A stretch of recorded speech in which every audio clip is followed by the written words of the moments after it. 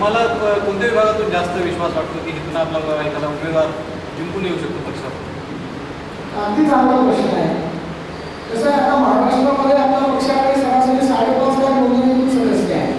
एकट्या मुंबईमधून मला 66,000 सदस्य आहे. पण मुंबईची रचना मतदारसंघामध्ये असलेली काही बदलती समीकरणं याच्यावर अवलंबून आहे की त्या विभागामध्ये किती ताकदीचा पक्ष उतरेल. आता एक पक्ष म्हणून म्हणाल तर मला पश्चिम महाराष्ट्र, विदर्भ आणि खानदेश यांच्याकडून जरा जास्त अपेक्षा आहे. समजलं नाही तिथे पक्षाची ताकद आहे. सर कुठलाही पक्ष त्यामध्ये रास उठण्यावर समजा आतापर्यंत झेडपी लढली नाही, विदर्भाच्या लढल्या नाही, डायरेक्ट विधानसभेवर अतिशय चांगला प्रश्न आहे. माझा पक्ष इस्टॅब्लिश झालेला आहे, स्थापन झालेला आहे. त्याला कायदेशीर मान्यता म्हणून आपण त्याला 26 फेब्रुवारीला डिक्लेअर झाली. त्यानंतर कधी लागू दे मग नक्कीच करणार. आता सगळ्यात पहिलं विधानसभेला सामोरं जायचं आहे. झेडपीला लढलं डायरेक्ट विधानसभा तुम्ही येणार नाही. हे सगळं वेळ घेता तुम्ही डायरेक्ट कसं आहे बघा, एक पक्ष म्हणून सांगतो, ज्यावेळेस पक्षाची कार्यकारिणी निर्णय घेतली त्यावेळेस त्यावेळेस पक्षाच्या सर्वसामान्य सदस्यापासून ते पदाधिकाऱ्यापर्यंत सगळ्यांचं मत घेतलं जातं. पक्ष लेवलला ग्रासरूटला काम करण्यासाठी अजून भरपूर बांधणी चालू आहे, बांधणी होतच राहणार आणि ती पक्षाची बांधणी कधी पूर्ण होत नाही. कळलं का? 1986च्या आधी लोकसभेमध्ये शिवसेनेचे किती खासदार वगैरे आज किती आहे, उद्या किती राहते. पक्ष म्हटलं की त्याची मागणी अभ्यास चालूच असते. पक्षाचं मुख्य कार्यालय कुठे आहे? पक्षाचं मुख्य कार्यालय मग चांगला विषय आहे. पक्षाचं मुख्य कार्यालय आता 3 पद्धतीवर आहे. केंद्रीय कार्यालय, एक म्हणजे पक्षाध्यक्षांचं कार्यालय आणि दुसरं राज्यस्तरीय कार्यालय. राज्यस्तरीय कार्यालय मुंबईमध्ये पूर्ण येथे आहे. त्यानंतर पक्षाचं कार्यालय इथे कामोड्यामध्येच आहे, इथे पलीकडे तुमच्या याच इमारतीच्या दरवाजावरती पक्षाध्यक्षांचं प्रेसिडेंटचं ऑफिस आहे. आणि नॅशनल कमिटीचं जे ऑफिस आहे ते दिल्लीमध्ये आहे. ते आणखी चांगल्या प्रमाणात व्हावं यासाठी प्रयत्न चालू आहे. बाकीचे जे पक्ष आहेत, इतर सगळे पक्ष आहेत ते पक्ष पुस्तकाने ठरले किंवा निकामी आहेत म्हणून तुम्ही पक्ष काढले की कसं काय?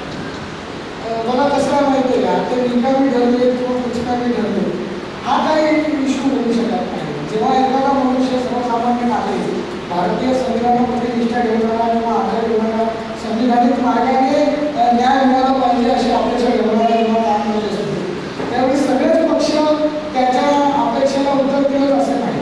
आता जेव्हा आपण चांगला विचार घेऊन चालू आहे की भयभूत भ्रष्टाचार मुक्त हिंदुस्थान, दहशतवाद, आर्थिक विषमता मुक्त हिंदुस्थान, हे स्वप्न हा विचार घेऊन आपण चालू आहे. याचा अर्थ पूर्वीचे जे पक्ष आहेत ते नक्कीच ह्या विचारांना न्याय देण्यास असमर्थ झालेले आहेत. त्यांनी त्यांचे अजेंडे राबवले असतील कदाचित, मला त्याच्याबद्दल विरोध नाही. बीजेपीला पॅरलल पार्टी काही एकावर तुला असं वाटतं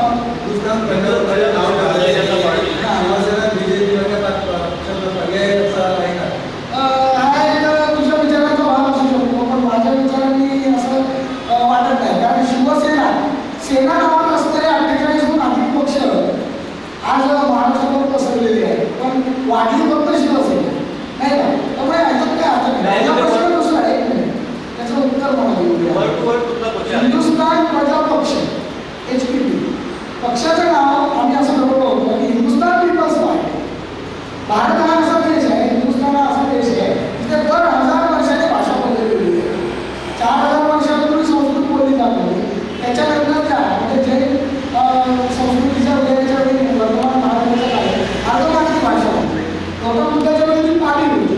त्यानंतर ज्ञानेश्वरांच्या काळामध्ये वेगवेगळ्या बोली भाषांनाच राजमान्यता मिळाली. प्राकृतची पुढे मराठी झाली. मग नेमकं मला असं नाव हवं होतं जे भारतातल्या संस्कृतीच्या लिपीशी संलग्न असेल. हिंदुस्थान पीपल्स पार्टी हे नाव होतं. हिंदुस्थान काय झालं, पीपल्सचं प्रजा झालं. कळलं का? आणि पार्टीचा पक्ष झाला.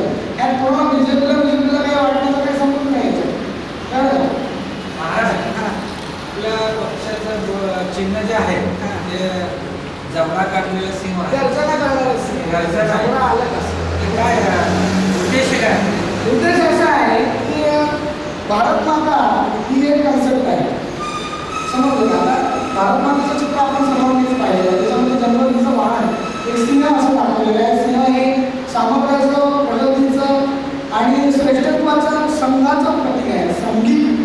विजयाचं प्रतीक आहे. सिंह हा नेहमी सन्माने राहणारा प्राणी आहे. त्यामुळे प्रजा म्हणजे अलायन्स, लक्षात आलं का? त्या अलायन्सला लायन्सच पाहिजे ना, त्यामुळे तो लायन घेतला. महाराज जे आहेत साधारणपणे प्रवचन, कीर्तन याच्यातून प्रबोधन करतात. तुम्हाला राजकीय कारण काय? कसं आहे एक लक्षात घे, मला स्वतःला कोणती राजकीय महत्वाकांक्षा नाही आहे. मी काही इलेक्शन लढवणार नाही आहे, मला काही वेळ पदाची गरज नाही. माझा पक्ष स्थापन करण्यावरचा विचार असा होता की सर्वसामान्य नागरिकांमधून त्यांचा नेता घडवतो. कळलं का? 100 प्रवचनं केली तरी ते पुन्हा कुठल्या तरी संघटनाच आहे. आजपर्यंत संपूर्ण देशभर मी 3500 व्याख्याने दिलेली आहे.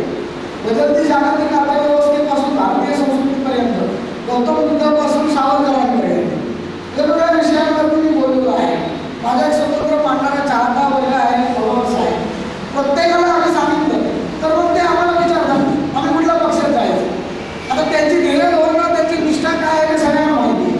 आपण बरोबर सुचवण्यापेक्षा पण कार्यकर्ता हाच नेता ही कन्सेप्ट विचारात घेऊन आपण स्वतः पुढाकार घेऊन त्या नवीन काम करू नये या विचारातून ही पक्षाची कन्सेप्ट करण्यात आली.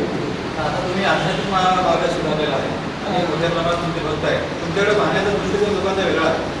बरोबर. आता हे विधानसभा येते आणि तुमचं सगळं अंक नवी मुंबईमध्ये किंवा रायगड आणि ठाणे मुंबई ह्या परिसरामध्ये आहे. नाही नाही, आता तुमचं जे कार्यालय आहे, राज्य कार्यालय किंवा केंद्रीय कार्यालय, प्रेसिडेंटशिप, तर तुमचं सगळं लक्ष नवी मुंबई, रायगड आणि ठाणे ह्या जिल्ह्यांमध्ये केंद्रित झालेलं आहे. तर ह्या तुमचे जे साधक किंवा भक्त आहेत तर त्यांचा राजकीय पटलावर तुमचा किती फायदा होईल तेव्हा तुम्हाला? नाही, काय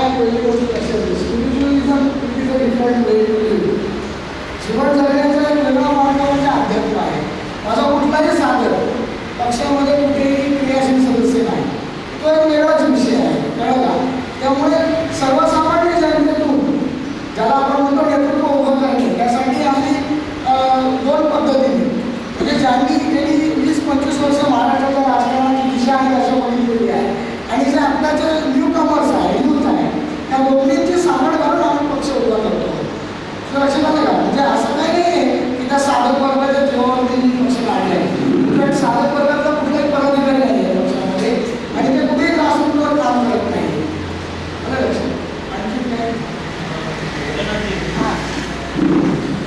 विधानसभा निवडणुकीत आपण स्वतः इलेक्शन लवकर आणणार की कार्यकर्त्यांना मी बोललो ना, कुठलं इलेक्शन लढवायचं नाही. आता लोकसभेमध्ये बरेच महाराष्ट्र आणि साधू होते. भविष्यात उभे राहणार भविष्यात उभे राहणार नाही. काय विषय माहिती आहे, जेव्हा मी असं उत्तर करतो की माझी कोणती मानसिकता नाही आहे कुठे निवडणुकीमध्ये लढवण्याची. माझं विजय आहे की कार्यकर्ता नेता करायचा, नेत्याचा राज्यकर्ता करायचा. तर तिथे कन्सेप्ट क्लिअर होते. आणि दुसरी गोष्ट राहिला प्रश्न निधी स्टार्टचा, तर माझा आत्ताचा निधी